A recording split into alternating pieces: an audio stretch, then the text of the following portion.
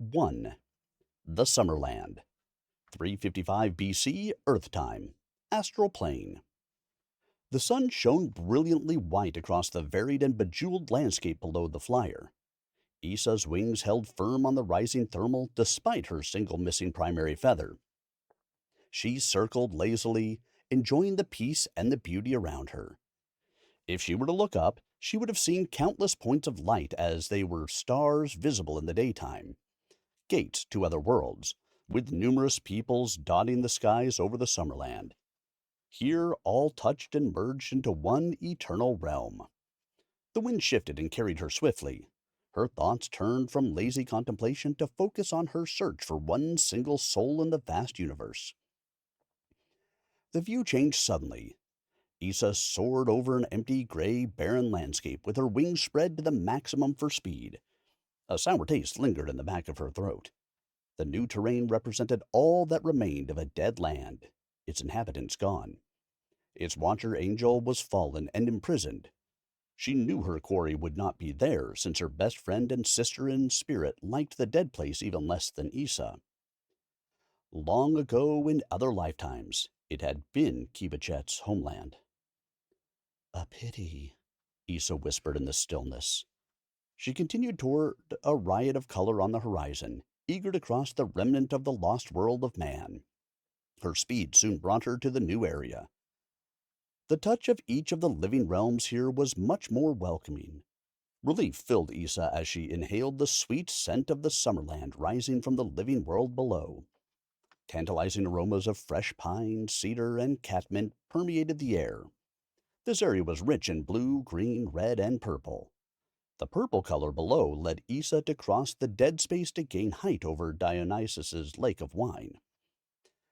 Issa ignored the nearby pearl white and gold city in the clouds in favor of raking her gaze around the edges of the lake.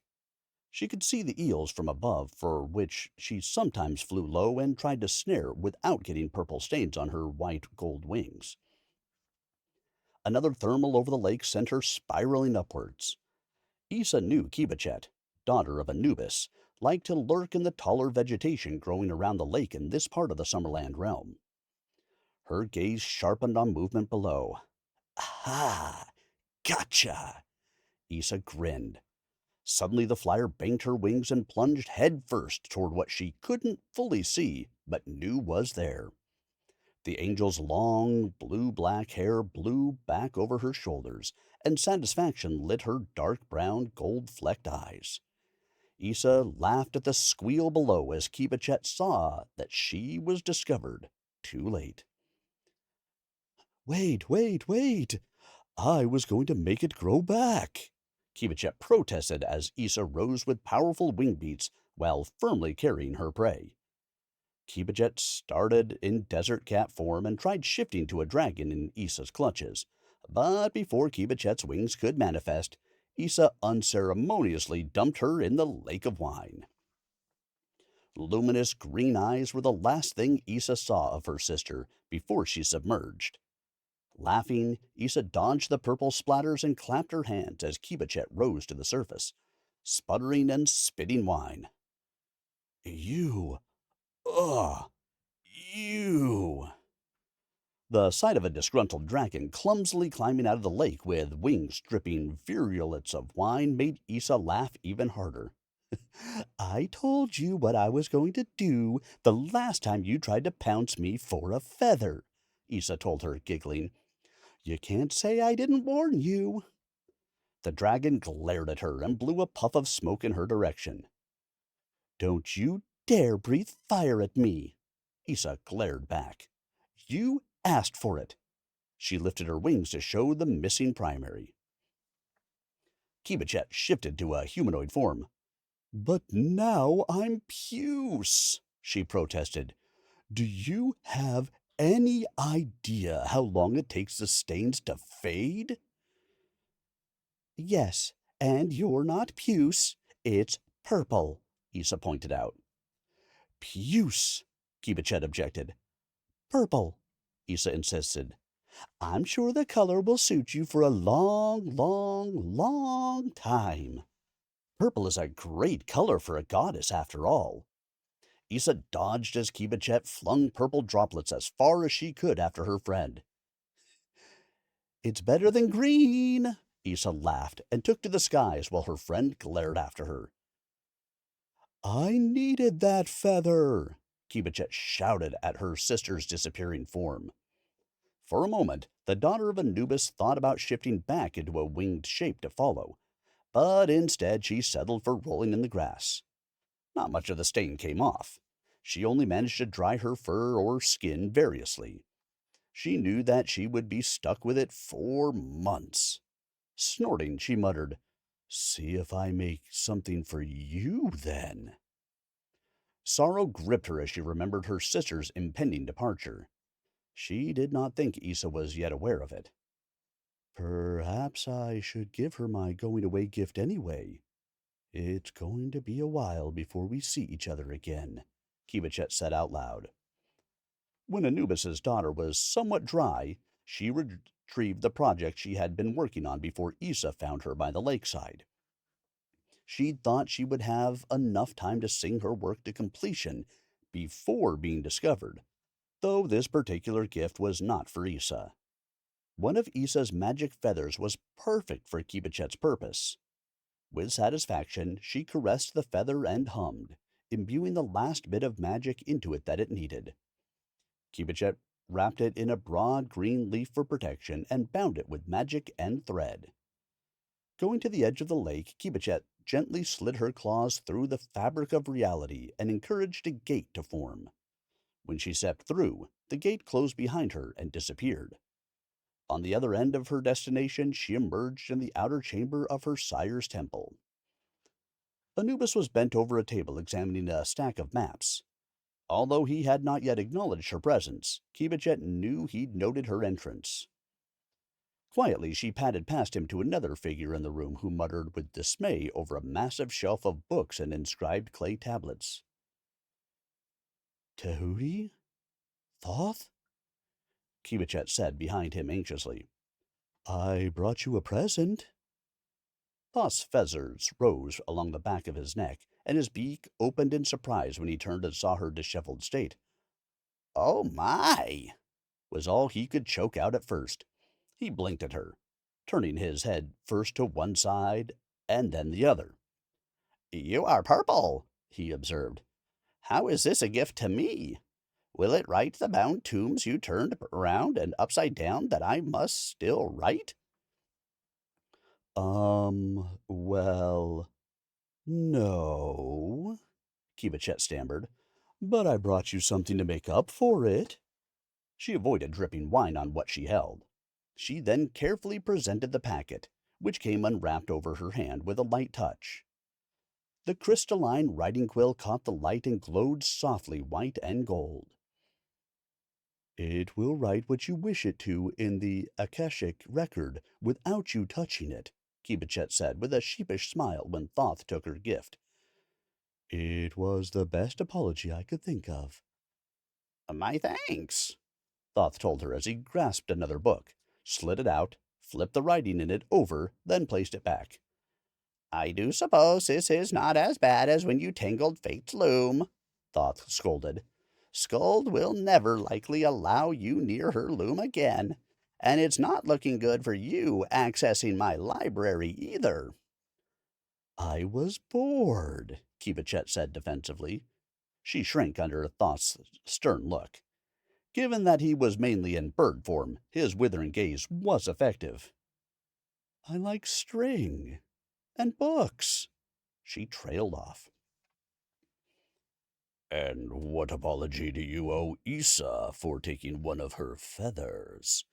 Anubis's commanding voice was tinged with amusement. Or shall I take it this is why you appear here, dripping purple on my floor? She got me back, Kibichet admitted. It's not purple, it's puce, she grumped. Well then, I shall count the score even, Anubis said dryly. Can you get this stuff off me, my lord father? Kibichet asked. Considering that the retaliation was earned, I deem it a fitting consequence, Anubis told her. We do not suspend the rules of karma, even for you. This is not the way I prefer to drink my wine, Kibachek grumbled plaintively. Besides, blue shadow flower wine tastes much better. Anubis turned back to the table of maps. Perhaps we could get to the matter at hand if you are finished playing, my daughter, he inquired. Here, and here. Anubis tapped a clawed finger on the map in each location. Tears are occurring in the astral veil from demonic activity. After we finish here, I want you to go to these places and heal these rifts, he told her. Incursions have occurred in 2 of these places. You will need to hunt down the demoni responsible. The astral planes must stay open and safe for the mortal dreamers who cross realms. Lord Father, Kibachet said formally. It has been some time since I have gone hunting. This task I shall complete for you. Make it done, Anubis replied. But first, we have another matter to attend to. Bring me the Lethe, if you would. Kibachet heaved a sigh. Is it time then, isn't it? Yes, Anubis said simply. He turned around, walked 2 steps, and looked up with his head tilted as if he were listening and looking for something. He reached his hand out and gently touched something invisible in midair. Come, my princess, my priestess. I am going to miss her, Kibachet told him sadly. I will watch over her, even though I cannot make things any more pleasant for her. Athena and Zeus have also, before the upper court of the Lord God, our Elohim, agreed to watch over them while they are on the business of Greece and Macedonia, Anubis assured his daughter. As seer, you are strong in your gifts, but do not reveal her path. She must live her life as she wills. The world needs her strength for what is ahead, and Ha-Set will need her by his side. She is a warrior who will give her last breath for him. They will both do their duty. At least they can be together, Kibachet whispered. Her eyes were downcast. Though this does not fulfill my promise to Ha-Set, Kibachet looked up into Anubis's gold eyes. All I have told Issa is that she will live her next incarnation as a horse. I have said nothing more. She will fly with wings on her feet and have a new name. Well enough, Anubis nodded. Kibachet left to retrieve the cup of forgetting water for the Lord of the Dead. 3:35 Earth Time, Temple of Anubis in the Summerland. When the summons came, Issa was interrupted as she collected crystalline water droplets in a lazy flyby past the city in the clouds. The beautiful music of a winged harper had captured her attention briefly, but at the summons, she launched herself upwards, saluting with her wings in thanks. The other angel waved, smiling in response. By the time Issa reached Anubis's temple, her feathers and brief garments were mostly dried. She stopped in the courtyard and mantled her wings to shake them of any remaining wetness. She folded them and entered the vast temple complex. The temple of Anubis was deceptively humble to an observer, but the temple's interior opened up into a massive space. It was all angles. The floors, ceilings, and walls revealed the appearance of the sky outside at night. The floors and columns were black, but reflected light. Braziers burned on other columns that were half height. With plenty of light, yet no light, it gave the impression of walking within space itself, with millions of brilliant stars all around. Issa felt small entering the vastness of its halls, yet eager to meet with her Netjir. Anubis, Lord of the Dead, patron of warriors and shamans, protector of all roads leading to heaven, scourge of the abyss, principle of protection, and the weigher of hearts, waited for her. He marked her passage into the center of his sacred space. Issa's heart was full of hope.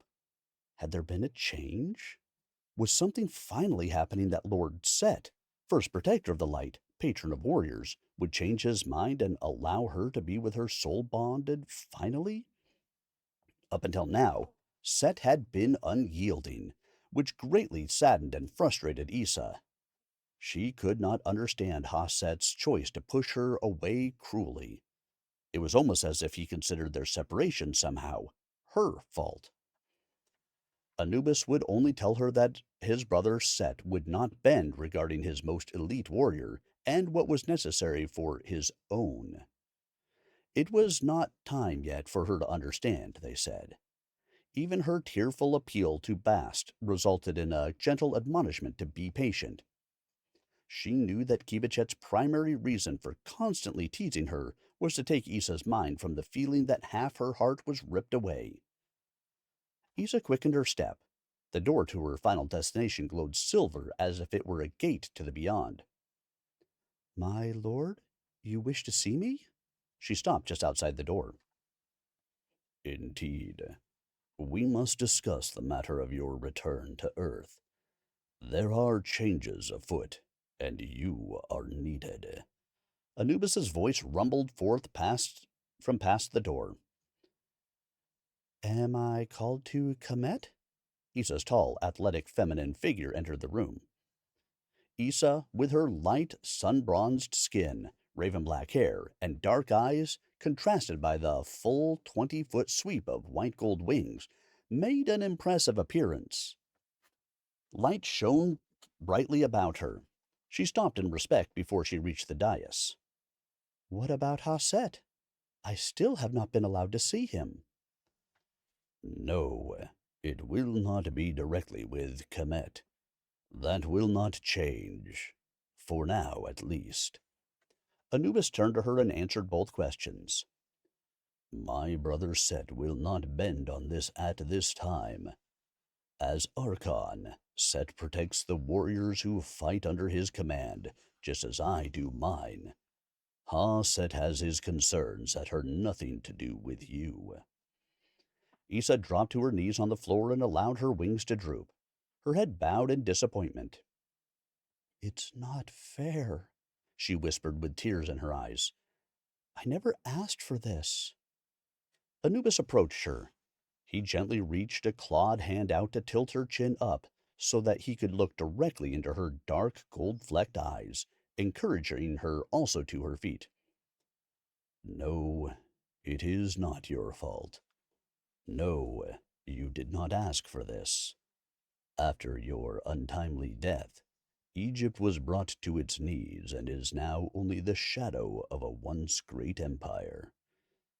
Set and Kibichet were also tragically lost. These actions were considered blasphemy by many. Anubis released her face but came closer. The murder of a god-touched priestess of Anubis and a priestess of Bast carries serious repercussions that will take a long time to correct. That is on the conscience of all of the people whom the land of Kemet bore forth.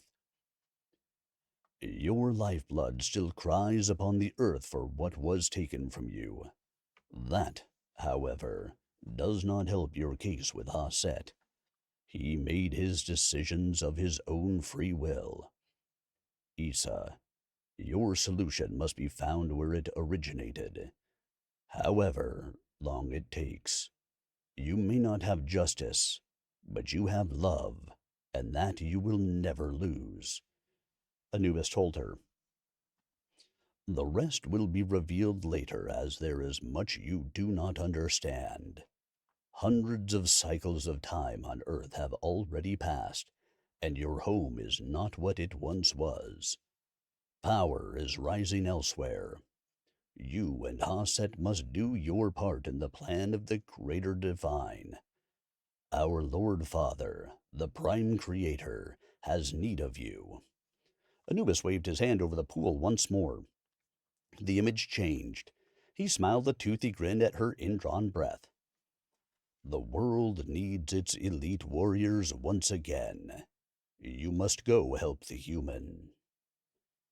I can be with him? I thought Set refused to let me see Set.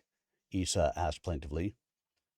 Under one condition, Set agrees, Anubis told her sternly. Your soul bonded may not know you.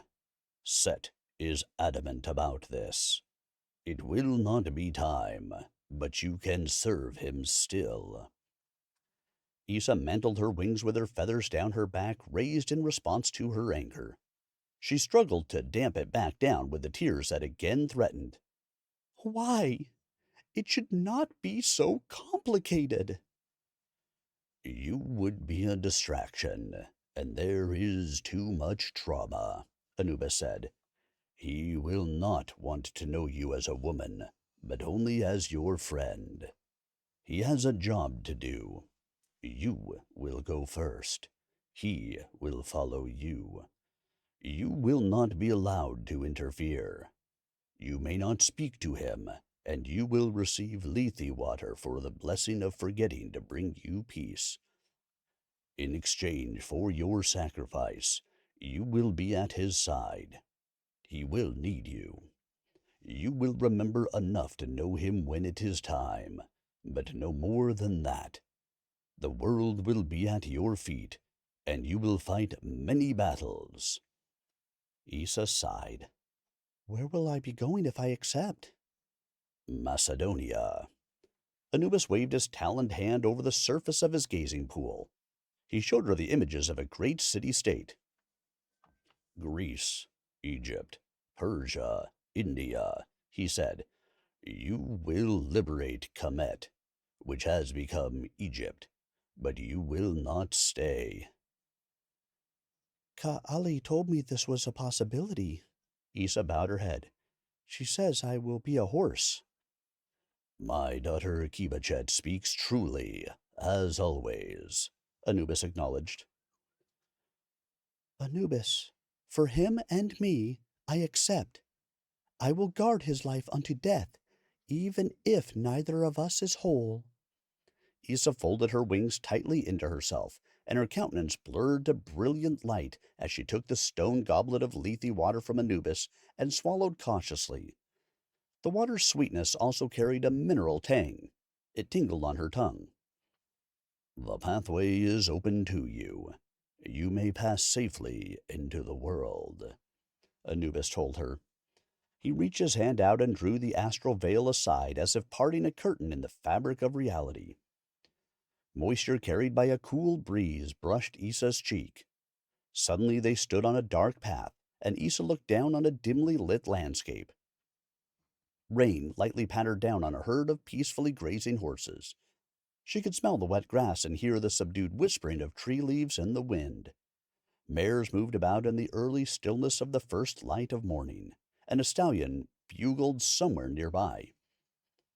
Issa opened her senses and followed her feelings to a black mare. The horse stood boldly with her neck arched and her tail up. Like a queen, she nickered eagerly to her herdmates. This mare was taller than the others and stood slightly apart from them. She was beautiful, sleek, with a look of speed and good breeding. On her hip, the faint outline of an ox head-shaped brand showed. A heavily muscled red stallion covered the mare, and the bright spark of Issa's spirit joined with the life force growing inside the horse as she mated her king of stallions. Issa's prior identity and most of her memories were left behind.